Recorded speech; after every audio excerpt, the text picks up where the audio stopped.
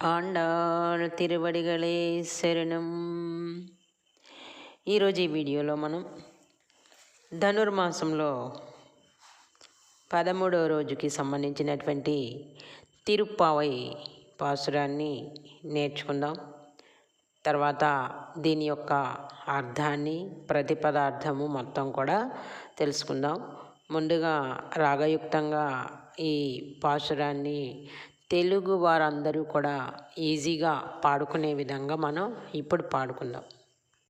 புள்ளின் வாய்க்கீண்டானை பொல்லா அரக்கனை கிள்ளிக்களைந்தானை கீர்த்திமை பாடிப்போய் பிள்ளைகள் எல்லாரும் பாவை களம்புக்கார் வெள்ளி எழுந்து வியாழம் உறங்கிட்டு புள்ளும் ஷீலும்பின் காண் போது அரிக்கண்ணினாய் குள்ளக்கிளிர் குடைந்து நீராடாதே பள்ளி கிடத்தியோ பாவாய் நீ நன்னாளால் கள்ளம் தவிர்ந்து கலந்து ஏலோர் ఎంబావాయ్ ఏలోర్ ఎంబావాయ్. ఇప్పుడు దీనికి ప్రతి పదార్థాన్ని మనం తెలుసుకున్నాం. పుల్లిన్ అంటే కొంగ వేషము ధరించినటువంటి బకాసురుడు అనే రాక్షసుడు కొంగ వేషంలో వచ్చాడట. వాయ్ అంటే నోటిని, కీణానై చీల్చిన వాడిని, పొల్లా దుష్టుడైనటువంటి, అరక్కనై రాక్షసుడైన రావణుడు, కిళ్ళి గిల్లి, కళయిందానై పారవేసిన వాని యొక్క, కీర్తిమై గుణకీర్తిని పాడుకుంటూ పోయి వెళ్ళి, పిల్లైగల్ గొల్లపిల్లలు, ఎల్లారం అందరూ, పావైకుళం వ్రతస్థలమును, పుక్కార్ ప్రవేశించిరి, వెళ్ళి శుక్రుడు, ఎళందు ఉదయించి, వియాళం బృహస్పతి ఉరంగిట్టు అస్తమించెను, పుళ్ళుం పక్షులు, షిలుంబిన్గాన్ అరచనివి కదా, పోదు వికసించినటువంటి పుష్పము వంటి, అరి దానితో పోటీ చేయగలిగిన, కన్నినాయ్ కంటి సౌందర్యము కలదానా, కుళ్ళక్కుళ్ళిరి చల్లచల్లగా, కుడైందు నిండా మునిగి, నీరాడాదే స్నానం చేయకుండా, పళ్ళి పడకయందే, కిడతియో పడి ఉన్నావా, పావై పూర్ణురాలా నీవు నల్నాళాళ్ ఈ మంచి రోజులలో, కళ్ళం దొంగతనమును, తవిరిందు వదిలి, కలందు మాతో కలియుమా, ఏలోర్ ఎంబావాయ్ ఇదే మా గొప్ప వ్రతము. ఇప్పుడు దీని యొక్క భావాన్ని కూడా తెలుసుకుందాము. ఈరోజు 8వ గోపికని నిద్ర లేపుతూ ఉన్నారనమాట మన ఆండాళ్ తల్లి, ఇంకా కొంతమంది గోపికలు కలిసి అనమాట. నిన్నటి పాసురంలో ఈ గోపికలంతా ఏం చేశారంటే కృష్ణుడి గురించి కీర్తిస్తున్నారు, దాంతో రాముణ్ణి గురించి కూడా కీర్తిస్తూ ఉన్నారనమాట. ఆ గ్రామంలో వాళ్ళంతా విని, ఇది నందగోకులము, ఇక్కడ ఉన్నటువంటి ప్రజలందరూ కూడా ఆ కృష్ణుణ్ణి కీర్తిస్తారు, కానీ నువ్వు ఎవరో రాముణ్ణి కీర్తిస్తున్నావేంటి అని వాదులాడుకోవడం మొదలుపెట్టారు. అదంతా చూసినటువంటి ఒక వృద్ధురాలైనటువంటి ఆవిడ, ఆ గోపకులంలో ఆవిడ చెప్పింది, రాముడైనా కృష్ణుడైనా కూడా ఒకే అవతారం. ఆ నారాయణమూర్తి మనకి ఈ భూమిని రక్షించటానికి, ధర్మాన్ని రక్షించటానికని పలు అవతారాలు ఎత్తారు. ఆయన ఒక్కొక్కసారి ఒక్కొక్క అవతారం ఎత్తాడు. ఇక్కడ రాముడైనా కృష్ణుడైనా ఒకటే అని వాళ్ళ యొక్క ఇద్దరి రూపాల ఐకమత్యాన్ని తెలియజేసిందనమాట. ఇంకా ఈ గోపపాలికలకి ఏం చెప్పిందంటే అర్థమయ్యే విధంగా, నేను ఒకసారి యశోద దగ్గరికి వెళ్ళినప్పుడు ఆ యశోద శ్రీకృష్ణునికి కథ చెప్తూ నిద్రపుచ్చుతూ ఉండట. మనం పిల్లలకి కథ చెప్పి నిద్రపుచ్చేటప్పుడు ఏం చేస్తాము? కొడుతూ ఉంటారు పిల్లలు. మనం చెప్తా ఉంటే దానికి అంటూ ఉంటారు. అలా యశోద చెప్పినటువంటి ఆ కథకి చెప్తూ ఉంటే ఆ రాముని కథ అంతా చెప్తూ ఉంటే దశరథుడు కొడుకు రాముడు తర్వాత సీతని వివాహం చేసుకున్నాడు అని ఇలా ఒక్కొక్కటి చెప్తూ ఉంటే ఆ బాలుడు అయినటువంటి శ్రీకృష్ణుడు ఊ ఊ ఊ అంటూ ఉన్నాడు. అలా అంటూ పడుకుంటూ మగత నిద్రలోకి చేరుకుంటూ ఉంటాడనమాట. అప్పుడు రావణాసురుడు సీతని అపహరించాడు అని ఆ టాపిక్ చెప్పగానే వెంటనే కృష్ణుడు లక్ష్మణ ఏది నా విల్లు అని చెప్పేసి కేక వేశాడంట. అంటే ఆ కృష్ణుడే రాముడు అని చెప్పి ఆ గోపికలందరికీ చక్కగా వివరించి చెప్పిందనమాట. అప్పుడు ఆ గోపికలు ఇద్దరు ఒకటే అని చెప్పేసి కృష్ణుణ్ణి రాముణ్ణి కీర్తిస్తూ ఈ గోపికల్ని లేపుకుంటూ వ్రతము ఎక్కడైతే చేయదలుచుకున్నారో ఆ ప్రదేశానికి చేరుకుంటూ ఉన్నారన్నమాట. అలా వెళ్తున్నటువంటి గోపికలంతా కూడా రెండు వర్గాలుగా ఉండి ఒకళ్ళేమో కృష్ణుని గురించి చెప్తూ ఉంటే ఇంకొకళ్ళేమో రాముని గురించి ఆయన గుణగణాల గురించి చెప్తూ ఉన్నారనమాట. ఇక్కడ చూడండి, కొంగ వేషము ధరించినటువంటి బకాసురుడు బకము అంటే కొంగ అనమాట. ఆ కొంగ వేషం ధరించినటువంటి రాక్షసుడు అనమాట. ఆ రాక్షసుడు ఏం చేశాడంటే ఈ కృష్ణుణ్ణి మింగటానికి అని చెప్పేసి నోట్లోకి లాగేసుకున్నాడు. ఆ నోటిని చీల్చిన వాడు ఎవరు అంటే కృష్ణ పరమాత్ముడు అనమాట. ఆ కొంగ నోటిలోకి వెళ్ళినప్పుడు ఆ కృష్ణుడు అంత పెద్ద అయిపోయి ఆకారాన్ని పెంచుకొని ఆ నోరు చీలిపోయేటట్లుగా వస్తాడనమాట. అదే టైంలో ఈ విషయాన్ని తెలుసుకున్నటువంటి వాళ్ళు ఏం చేస్తారంటే దేవతలందరూ వచ్చి ఇంద్రుడు బ్రహ్మ విష్ణువు అందరూ వచ్చి కూడా ఏం చేశారంటే ఆ కొంగని సంహరించలేకపోయారు. ఎందుకని అంటే అందులో ఎవరున్నారు? శ్రీమన్నారాయణమూర్తి ఉన్నాడనమాట దాని నోట్లో. అందుకని ఎవరు కూడా దాన్ని ఏమీ చేయలేకపోయారు.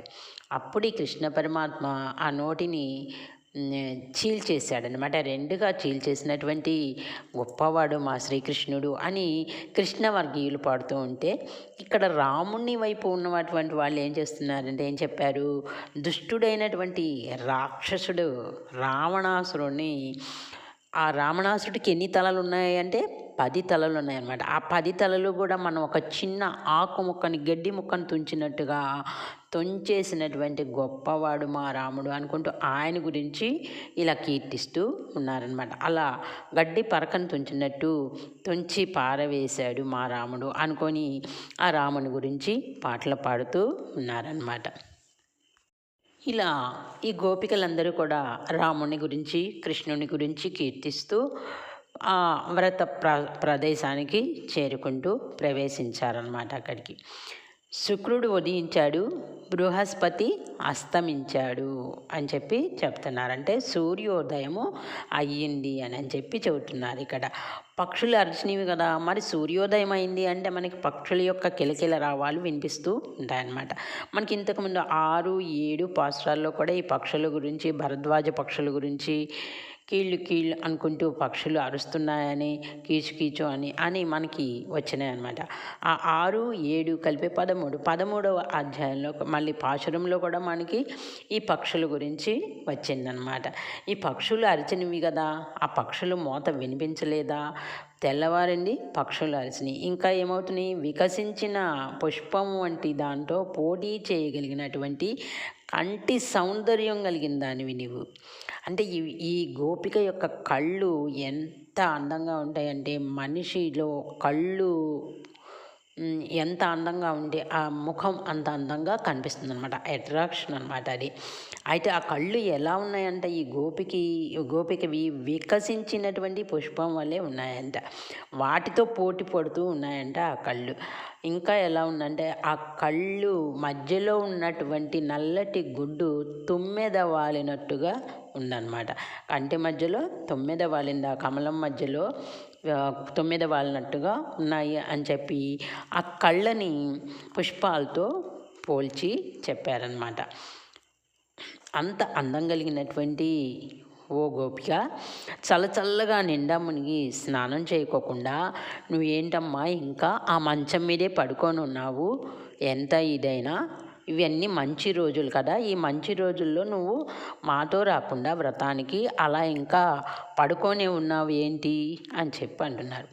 ఈ యోగ నిద్రలో ఉన్నటువంటి ఈ గోపికని ఇంకా ఏమంటున్నారంటే, నువ్వు ఆ కృష్ణుడి యొక్క అనుబంధాన్ని, ఆ ఆప్యాయతని నువ్వు ఒక్కదానివే పొందితే ఎలా, దొంగిలించి మాతో కలవమ్మ, మాకు కూడా ఇద్దుగాను అని చెప్పేసి ఆ గోపికని పిలుస్తూ ఇదే గొప్ప వ్రతం మనం చేసుకుందాము అని చెప్పి నిద్రను లేపుతూ ఉన్నారు. ఇక్కడ ఈ లోపల పడుకున్నటువంటి గోపిక ఉద్దేశం ఏంటంటే, నా యొక్క ఆ కంటి సౌందర్యం, ఆ అందాన్ని చూసి ఆ కృష్ణుడే నా దగ్గరికి రావాలి, వస్తాడు అనేటటువంటి భరోసాతో ఆవిడ పడుకొని ఉందన్నమాట. ఇక్కడ రావణాసురుడు రాముడి నుండి సీత మాతను విడతీసినటువంటి ఒక దుష్టుడుగా చెప్పామన్నమాట. అందుకని ఆ సీతను అపహరించటం మూలానే రాముడికి రావణాసురుడికి మధ్య యుద్ధం జరగటము, ఆ యుద్ధం కూడా చాలా కాలం జరిగి ఆ రావణాసురుని చంపడం జరిగిందనమాట. ఎన్ని అవకాశాలు ఇచ్చినా కూడా దానిని ఉపయోగించుకోవట్లేదన్నమాట. ఆ రావణాసురుని చూసి రాముడు అంతం చెందించారనమాట. ఆ సీతాదేవి యొక్క కళ్ళు కూడా అక్కడ ఎంతో అందంగా ఉంటాయంట. ఒకసారి కలిసినప్పుడు సీత గురించి బాధపడుతున్నటువంటి రాముని చూసి హనుమంతుడు అనుకున్నాడంట, ఏంటి ఇంత బాధపడుతున్నాడు నా రాముడు అని చెప్పేసి అనుకున్నాడు. ఆ తర్వాత సీతను చూసిన తర్వాత ఆ సీత యొక్క కళ్ళు ఇది చూసిన తర్వాత ఆమెని, నా రాముడు చాలా ధైర్యవంతుడు, ఈమెను విడిచి ఉన్నాడు అని చెప్పేసి అప్పుడు సీత యొక్క ఆ కంటి సౌందర్యాన్ని చెప్పాడనమాట. అసలు ఇక్కడ నేత్రాలు అంటే దేనికి చిహ్నాలు అంటే జ్ఞానానికి చిహ్నాలు అనమాట.